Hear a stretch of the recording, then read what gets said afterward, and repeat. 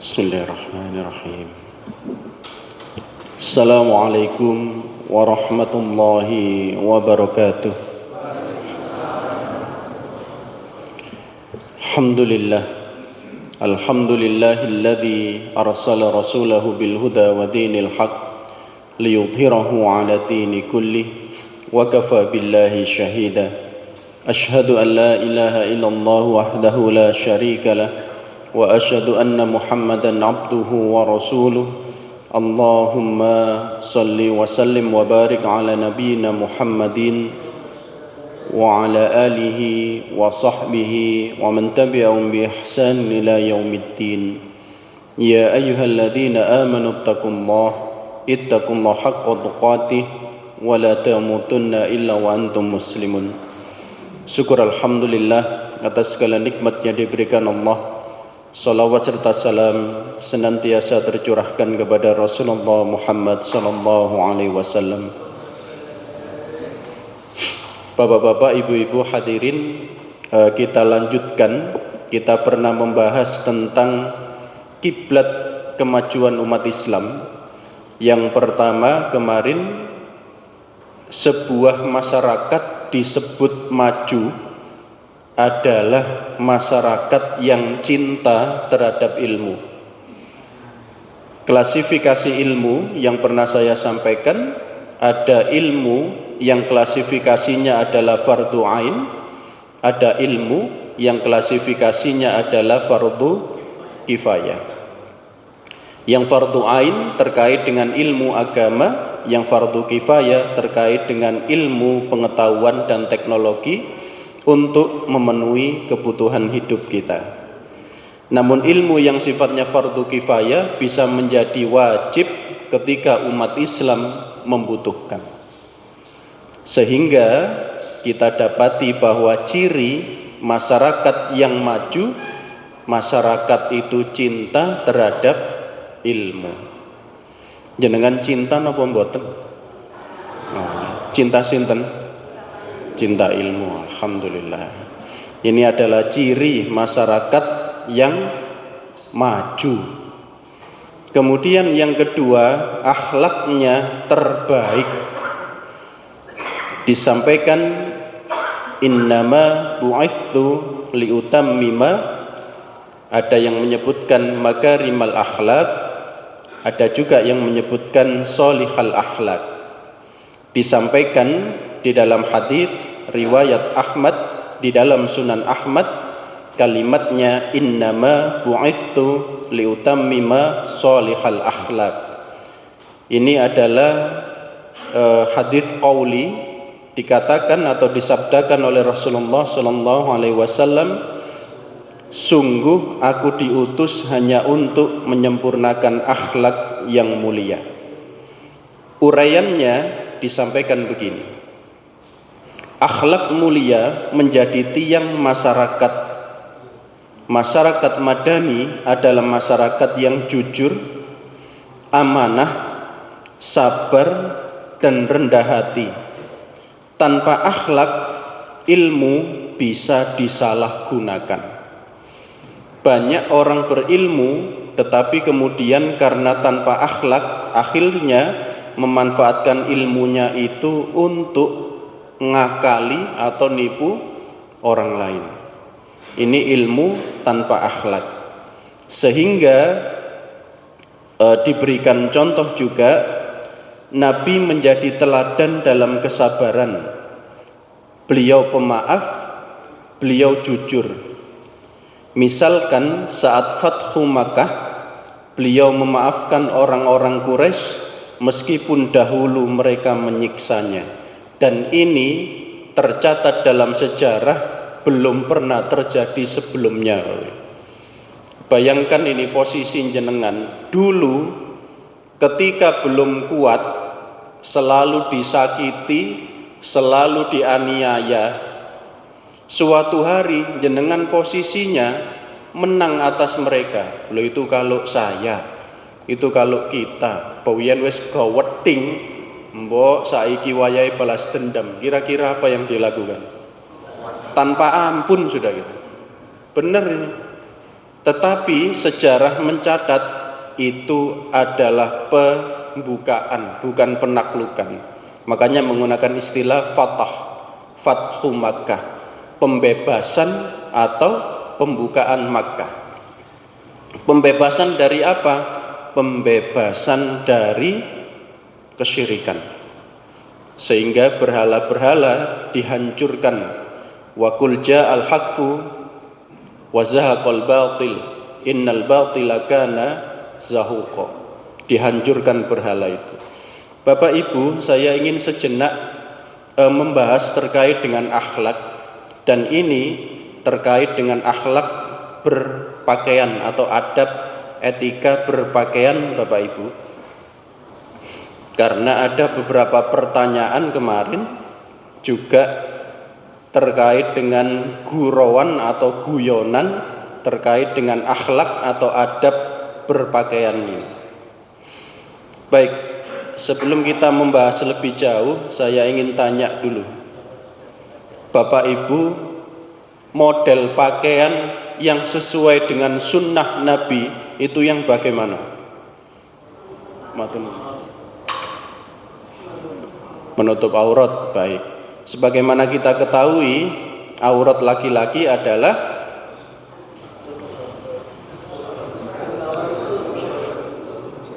baik, mulai dari lutut berakhir di pusar. Ada yang menyebutkan baina surah wa rukbah, antara baina, di antara pusar sampai dengan lutut. Perempuan semuanya ilal wajhi wa kafaini, kecuali wajah dan kedua telapak tangan. Telapak tangan atau tapak tangan, Bapak Ibu? Telapak tangan itu yang mana?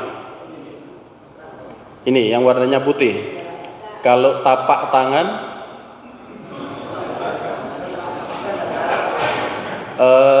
di Muhammadiyah itu ketika bela diri, telapak suci atau tapak suci? Berarti tapak itu yang mana? Para pendekar tapak suci kalau ketemu bagaimana? Wolak-walik ngeten napa ngajeng ngetok ini? Baik. Sehingga kita menemukan ada yang berpendapat aurat wanita itu boleh kelihatan bagian depannya saja. Ada yang menyampaikan boleh kelihatan bagian depan dan bagian belakang, bolak-balik. Sehingga ada wanita yang ketika memiliki atau mengambil pendapat ini adalah bagian dari aurat, maka dia harus menutup bagian belakang atau bagian punggung tangannya. Ada yang mengenakan selontongan tangan, atau ada yang mengenakan baju, ini ada penutupnya, ada cantolannya di sini, sehingga bagian ini tertutup. Ada yang demikian. Ada yang memiliki pendapat, oh ini tidak apa-apa, sehingga pakaiannya sama dengan pakaian kita ketika lengan panjang. Baik, yang pertama menutup aurat. Selanjutnya kalimatnya menutup aurat, bukan melapisi aurat.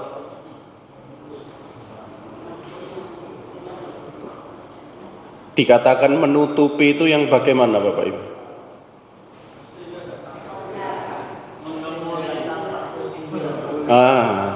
Tidak membentuk tubuh. Baik, sekali lagi tidak membentuk tubuh. Artinya pakaian itu tidak ketat. Baik, pakaiannya tidak ketat. Kemudian tidak transparan.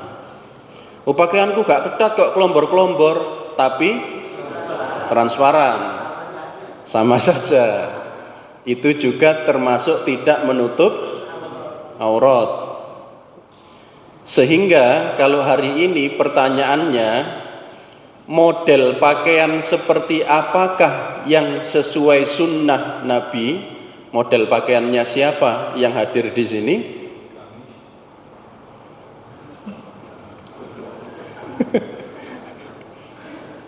Ibu-ibu, apakah model pakaiannya seperti Ummul Mukminin? Bapak-bapak, apakah pakaiannya seperti sunnah Nabi?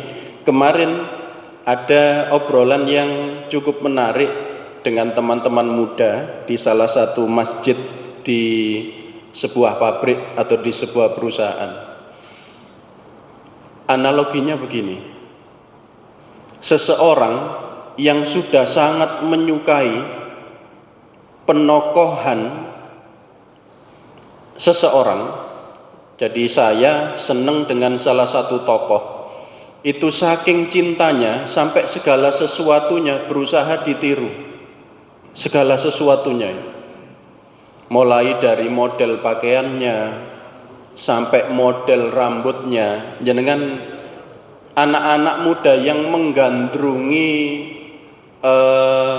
artis-artis Korea misalkan sekarang, K-pop dan lain sebagainya, itu segala sesuatunya ditiru, sampai kulitnya pun kepingin seperti mereka, rambutnya pun kepingin seperti mereka. Dulu cantik itu putih, oh semuanya kepingin putih. Sekarang cantik itu tidak hanya putih, harus bersih dan glowing.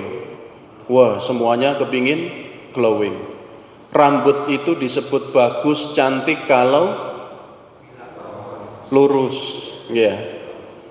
Rambut keriting mboten usum, harus lurus. Malah mulailah banyak orang yang banyak wanita yang meluruskan rambut. Hal-hal seperti itu ditiru. Mereka yang terlanjur senang dengan salah satu komunitas ditiru benar sampai model pakaiannya. Seperti anak kecil yang kalau dia memakai baju Spiderman tidak akan mau mengatakan Superman. Jangan coba nih mboten percados. Dia tidak akan mau mengatakan itu. Semuanya ditiru, detail-detail kecil ditiru. Analoginya demikian. Supporter bola kalau sudah ngefans dengan klub sepak bolanya, jersinya, pakaian klubnya itu ditiru, dibeli. Bahkan ini saking fanatiknya, saking cintanya, kalau ada orang lain yang memakai pakaian musuh klub sepak bolanya, marah ini, refleks begitu. Seperti anak-anak muda yang sedang gandrung dengan silat misalnya, perguruan silatnya. Kalau ada perguruan lain yang dianggap itu musuh, langsung tiba-tiba marah. Bahkan seolah-olah siap menyerahkan nyawanya untuk membela perguruan silatnya. Begitu juga supporter bola, gitu. Nopo salah nih, bondo nekat, wani mati dan sebagainya, itu dilakukan. Nah sekarang yang menjadi pertanyaan kita adalah, ini terkait, saya fokuskan terkait dengan adab atau etika berpakaian. Maka kita pun bertanya, sebenarnya kalau kita berbicara pakaian jersey atau bicara tentang gaun, baju, kira-kira sejauh ini yang disebut pakaian meniru pakaian Nabi itu yang bagaimana? Mboten kepingin tanjenengan. Aku nyunah Nabi rek, kelambiku pingin persis seperti pakaian Rasulullah. Sehingga saya ingin kita belajar terkait dengan, jenengan sudah pernah mendengar pembagian atau klasifikasi ini belum? Terkait dengan hadis, ada istilah yang muncul, yakni hadis atau sunnah nubuwah. Hadis atau sunnah nubuwah disebut dengan hadis tasyri'iyah wa ghairu tasyri'iyah. Sudah pernah dengar nomor dereng? Jadi ada tasri'iyah syar'i dan ghairu tasri'iyah. Sudah pernah dengar? Belum. Baik. Sederhananya begini. Adapun yang disebut dengan tasri'iyah, hadis ini memiliki pengaruh berefek terhadap hukum. Nanti akan saya bacakan hadis jenengan yang menebak ini tasri'iyah atau ghairu tasri'iyah. Ini berefek terhadap hukum atau berpengaruh terhadap hukum. Apakah ini kemudian menjadi sebuah perintah atau larangan, atau sifatnya hanya pribadi Rasulullah saja, tidak berimplikasi atau tidak berefek, tidak berpengaruh terhadap aturan hukum. Dan ini saya fokus dulu ke bab pakaian, adab berpakaian, karena ini yang sangat nampak terkait dengan akhlak seorang muslim. Kita tidak pernah tahu isi hati seseorang, tapi terkait dengan pakaian kita bisa langsung tahu. Bahkan hari ini kita akan tahu seseorang itu profesinya apa dari pakaiannya. Bagi guru biasa kelambi yang ini stereotip, padahal belum tentu. Memakai apa istilahnya, gamis atau jubah yang baju terusan itu sampai ke bawah, maka kita bisa menangkap, wah iki ustadz iki koyoke, gitu. Karena pakaiannya. Walaupun di Arab Saudi sendiri ke mall pakaiannya juga begitu, tidak sedang berangkat ngaji, gitu. Dan di sini kita akan mempelajari terkait dengan hadis tasyri'iyah wa ghairu tasyri'iyah. Baik, tadi terkait dengan syarat menutup aurat, menutup seluruh tubuh secara sempurna, tidak melapisi, tidak transparan, tidak ketat. Kemudian ini juga menjadi pengingat kita. La'anallahu rajula yalbasu libasal mar'ati wal mar'ata talbasu libasar rajuli. La'anallah, Allah melaknat laki-laki yang berpakaian seperti wanita dan wanita yang berpakaian seperti laki-laki. Qala Rasulullah sallallahu alaihi wasallam. Menurut jenengan hadis ini berpengaruh terhadap hukum atau tidak? Allah melaknat laki-laki yang pakaiannya seperti wanita dan wanita yang pakaiannya seperti laki-laki. Berpengaruh terhadap hukum atau tidak? Berpengaruh. Artinya kalau ada yang melakukan demikian secara hukum dijatuhin apa? Hukuman. Berdosa atau tidak? Berdosa.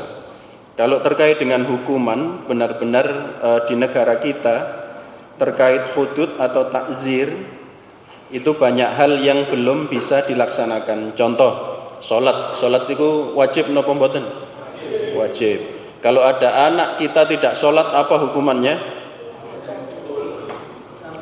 Wih, cambuk, dipukul. Kalau ada bapak tidak sholat, siapa yang mukul? Kalau ada istri tidak mau sholat, siapa yang menghukum? Kalau ada suami tidak sholat, siapa yang menghukum? Terputus kan berarti? Terputus. Ada banyak hal yang kemudian belum bisa dilaksanakan di negara kita. Baik, berarti tadi masuk tasri'iyah atau ghairu tasri'iyah. Berpengaruh terhadap hukum atau tidak? Berpengaruh terhadap hukum. Artinya kita tidak boleh memakai pakaian umumnya perempuan tidak boleh memakai pakaian umumnya laki-laki, menyerupai yang dilarang. Atau kita menyebutnya menyerupai itu dengan tasyabuh. Tidak boleh menyerupai. Saya bacakan yang lain. Hadis riwayat Bukhari. An Ibni Abbas radhiyallahu anhu qala la'ana an-nabiy sallallahu alaihi wasallam al-muhannatsain. Rasulullah sallallahu alaihi wasallam melaknat yang disebut dengan muhannatsain. Muhannatsain itu adalah laki-laki yang menyerupai perempuan. Minar rijal, dari kalangan laki-laki. Wal mutarajjilat minan nisa, dan mutarajjilat dari kalangan perempuan. Perempuan seperti laki-laki. Wa qala ukhrijuhum min buyutikum.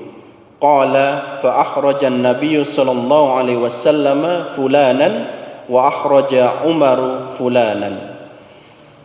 Dari Ibnu Abbas, ia berkata Nabi melaknat muhannats.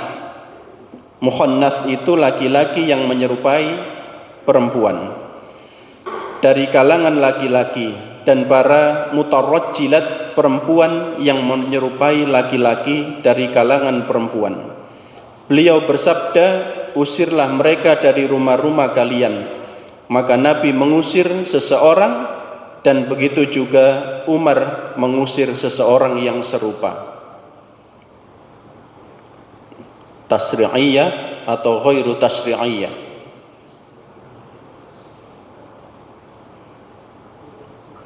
Berimplikasi terhadap hukum atau tidak? Kalau ada orang yang demikian, hal tersebut boleh atau tidak boleh? Tidak boleh. Maka sekali lagi, kalau ada orang seperti itu, apa yang dilakukan Rasulullah? Mengusir. Apa yang dilakukan oleh Sayyidina Umar? Apa yang kita lakukan berarti?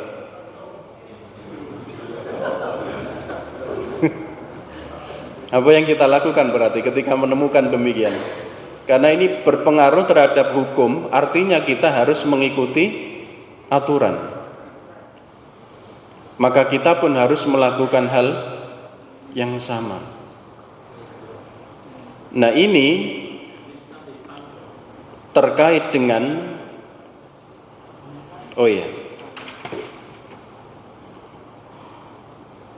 terkait dengan muhannats.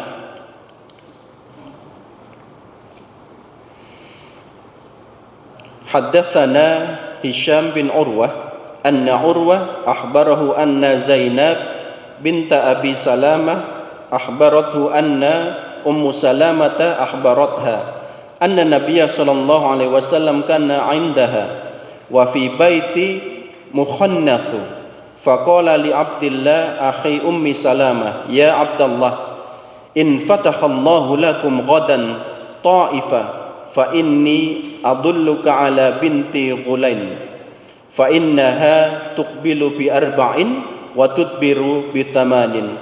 Faqala Nabi sallallahu alaihi wasallam la yadkhulanna haula'i alaikunna. Ini terjadi hal yang sama. Telah menceritakan kepada kami Hisham bin Urwah bahwa Urwah telah mengabarkan kepadanya dari Zainab binti Abu Salamah, telah mengabarkan kepadanya Ummu Salamah, telah mengabarkan kepadanya bahwa Nabi SAW pernah berada di sisinya. Nabi SAW pernah berada di sisinya, di rumah beliau. Sementara di rumah dia ada mukhannats.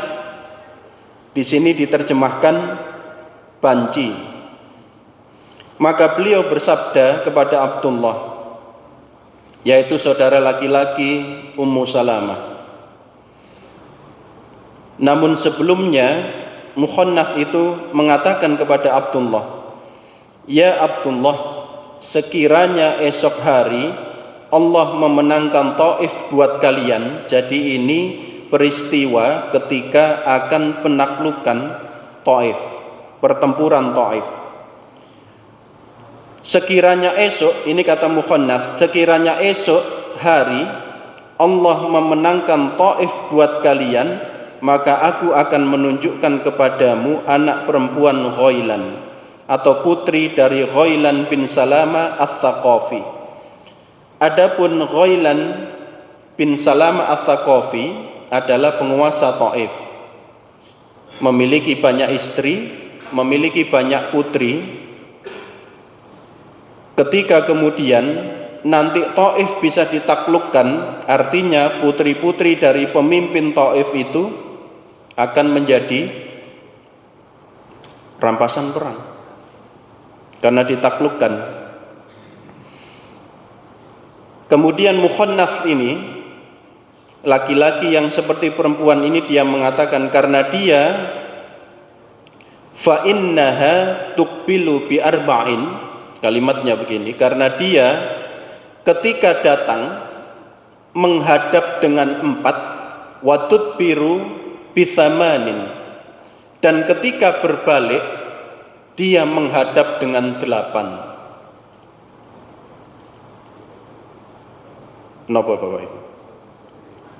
Ketika datang 4, ketika balik 8.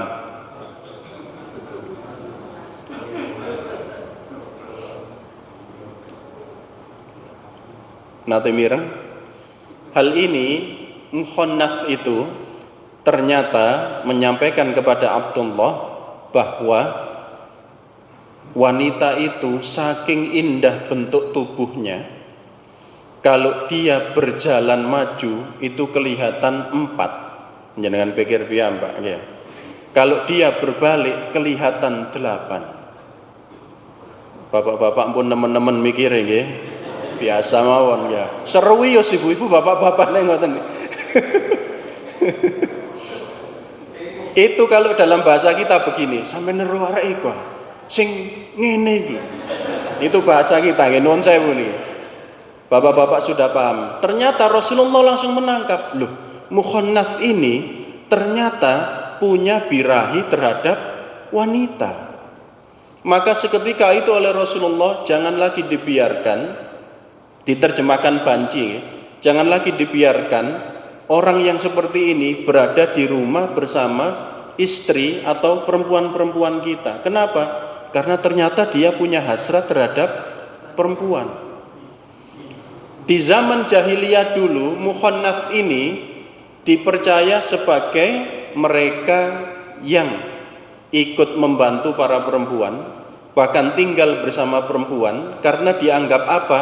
Tidak punya hasrat terhadap perempuan. Tapi ternyata kenyataannya bahaya ini. Pura-pura jadi perempuan, ternyata laki-laki beneran sebenarnya. Sehingga ini yang kemudian hati-hati. Baik, berarti tadi hadis tersebut ada efeknya terkait dengan hukum. Dan ini berkembang sebagaimana fikih hari ini. Kita menyentuh seseorang itu sekarang batasnya adalah syahwat. Laki-laki menyentuh laki-laki kok ada perasaan, aku kok syahwat ya, bahaya itu kita harus meninggalkan untuk bersentuhan walaupun sesama laki-laki. Atau ibu-ibu dengan ibu-ibu, sama-sama perempuan, biasanya kalau saya lihat ibu-ibu itu lebih erat, cium pipi kanan, cium pipi kiri, berpelukan begitu, lebih erat. Kalau itu sesama perempuan, ternyata setelah melakukan itu, loh, kok ono perasaan aneh ini, syahwat muncul, maka itu pun tidak boleh. Padahal dulu tidak ada persoalan terkait hal demikian. Laki-laki dengan laki-laki yus biasa saja. Sekarang ternyata fikih berkembang terkait dengan kehati-hatian tersebut. Baik, yang saya bahas terkait dengan larangan laki-laki berpakaian seperti wanita, begitu juga sebaliknya. Bapak-bapak kalau 17-an ada lomba sepak bola Masjid Al-Basit, bapak-bapak mengenakan daster empun tumut. Ya. Yeah. Jenengan kinten-kinten kula Ustadz Beni misalnya. Bal-balan ten Al-Basit ngeten damel daster, terus sore ngaos ngeten. Jenengan mboten iki sapa ya? Mboten heran jenengan. Baik, begitu juga sebaliknya, ibu-ibu bahkan terkait dengan fikih aturan wanita potong rambut itu ada batasannya. Tidak boleh potong rambutnya menyerupai laki-laki, ada batasnya juga. Bisa dipelajari nanti fikihnya. Ini kita fokus ke pakaian dulu. Baik, saya akan lanjutkan dengan model bahan pakaian saja. Ibu-ibu, bahan pakaian Rasulullah Shallallahu Alaihi Wasallam itu terbuat dari apa? Yang jenengan tahu? Bahan pakaiannya. Tadi modelnya sudah. Kain wool. Ada yang lain?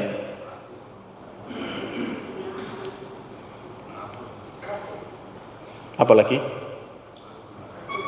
Katun? Baik. Saya ingin membacakan beberapa hadis terkait dengan bahan pakaian yang disukai Rasulullah. Kalau kita mau mengikuti Rasulullah, maka boleh kita memakai bahan ini. Ketika ditanya, sampean kok nggak kelambi ngono, Cak?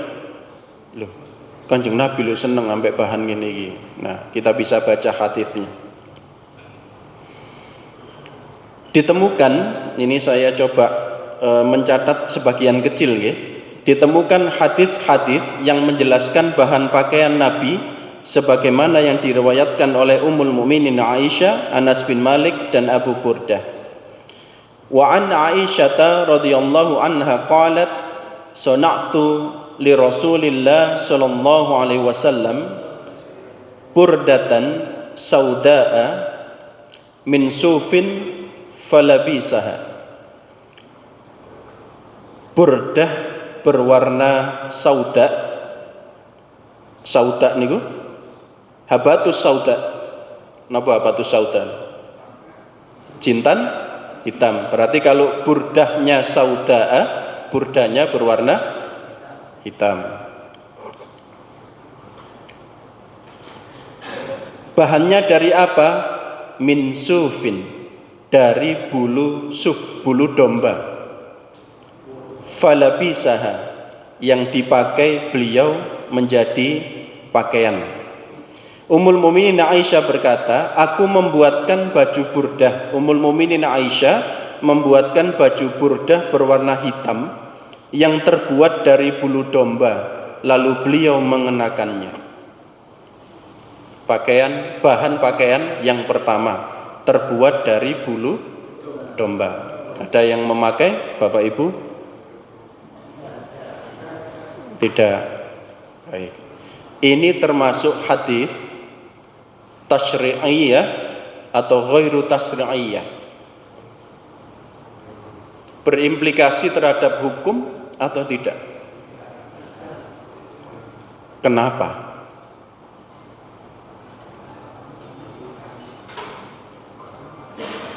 Kenapa tidak berimplikasi terhadap hukum?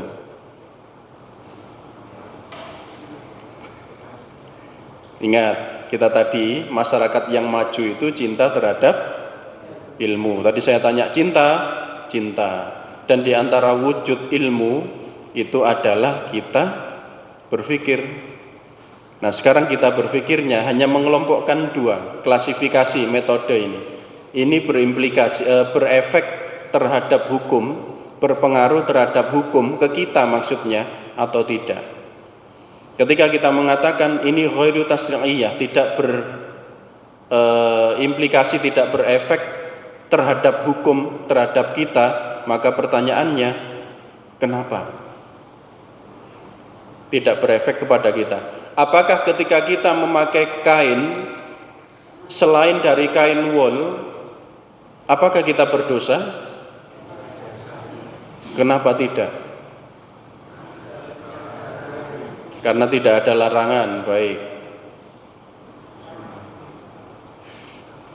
Padahal tadi kalau kita membicarakan para fan, baik sepak bola, baik itu silat, atau mereka yang sedang tergila-gila dengan artis, sampai hal kecil pun ditiru. Di sini Rasulullah memakai demikian. Apakah tidak kita ingin meniru detail sebagaimana Rasulullah memakai burdah berwarna hitam yang terbuat dari bulu domba. Baik, saya lanjutkan. Sulit. Kenapa tidak implikasinya kepada kita atau tidak berpengaruh kepada kita? Sulit cari bahannya, Ustaz. Kalau begitu artinya kita tidak berdasarkan hadis, tapi dasarnya adalah kondisi akhirnya. Nah, berkembang akhirnya. Baik, kita lanjutkan. Dari Anas bin Malik. An Anas bin Malik radhiyallahu anhu qala kana ahabban. Oh, ini malah kalimatnya disukai. Kana ahabbath thiyabi ila Rasulillah sallallahu alaihi wasallam an yalbasahal hibarah. Anas bin Malik berkata, pakaian yang paling disukai oleh Rasulullah adalah yang terbuat dari bahan wol atau bulu domba. Rasulullah itu suka dengan bahan tersebut. Apakah kita tidak ingin suka? Sulit Ustaz cari wol. Kembali lagi. Baik, saya lanjutkan lagi. Ini dari Abu Burdah. Wa an Abi Burdata bin Abi Musa al-Ash'ari radhiyallahu anhu qala li abi ya bunayya law ra'aitana wa nahnu ma'a nabiyyina sallallahu alaihi wasallam idza asabatna as-sama'u hasibta anna rihana rihud dha'ni innama libasuna as-suf. Tadi ada kain wol. Sampai begini ini.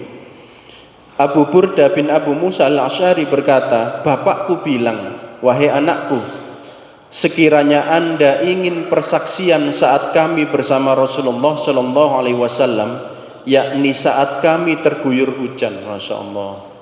Jangan menawi udan-udan kali sinten niki udan-udan mboten tanggung-tanggung dengan Rasulullah. Dan ketika kami diguyur hujan bersama Rasulullah, tentu kamu akan mengira bau kami seperti bau biri-biri. Sungguh pakaian kami tempo dulu terbuat dari bulu domba. Sampai ketika hujan dikira bau biri-biri, bau domba, bau kambing kali. Karena waktu itu belum ada proses secanggih sekarang. Jangan bayangkan pakaiannya Rasulullah Sallallahu Alaihi Wasallam ketika kena hujan bau domba. Ada yang memakai demikian, memiliki baju yang ketika basah lembab bau domba. Napa bau belum kering? Bau keringat. Baik, karena sudah bel, saya bacakan hadis yang terakhir.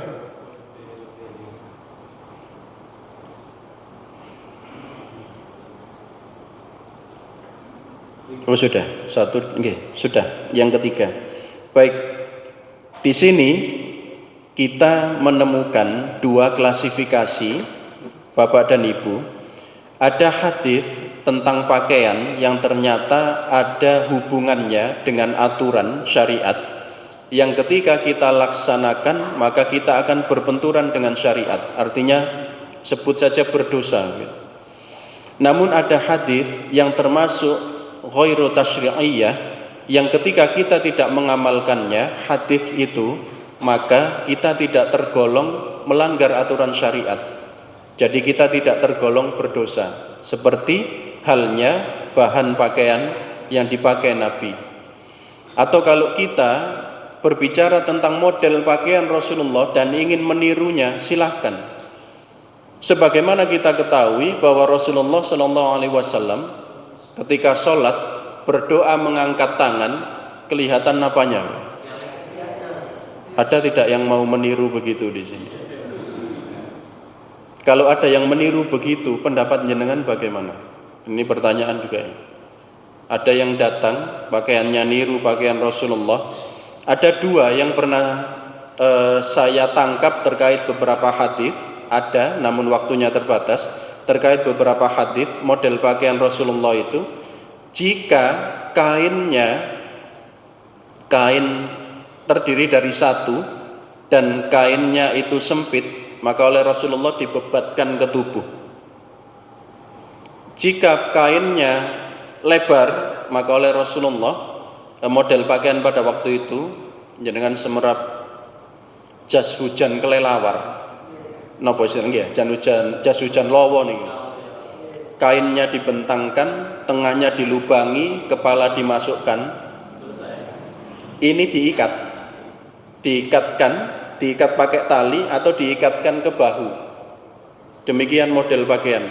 Sehingga ketika aplikasinya dengan sholat, sampai wanita itu menunggu laki-laki berdiri sempurna dulu, baru wanita yang berada di saf belakang boleh untuk ikut berdiri. Kenapa? Karena dikhawatirkan kelihatan aurat laki-laki. Karena model pakaiannya demikian. Nah, ketika kemudian kita menemukan beberapa hadis mengenai model pakaian Rasulullah yang demikian, maka hal tersebut termasuk tasri'iyah atau ghairu tasri'iyah. Artinya ketika kita tidak meniru pakaian yang model seperti itu dengan satu kain, maka kita tidak berdosa. Nah, ini yang kemudian menjadi metode untuk mengklasifikasi bahwa tidak semua hal itu bentuknya adalah perintah. Tidak semua hadis itu bentuknya adalah perintah. Namun ada juga yang ini adalah karakter Rasulullah atau merupakan kondisi pada waktu itu terkait dengan model pakaian atau terkait dengan bahan pakaian. Karena sebagaimana tadi saya sampaikan, ketika Rasulullah berdoa dan mengangkat tangan, ketiaknya kelihatan.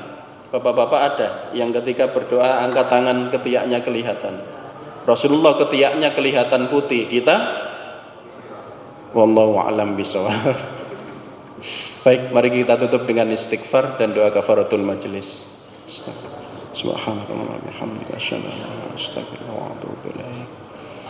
Ihdinas siratal mustaqim. Wassalamu alaikum warahmatullahi wabarakatuh.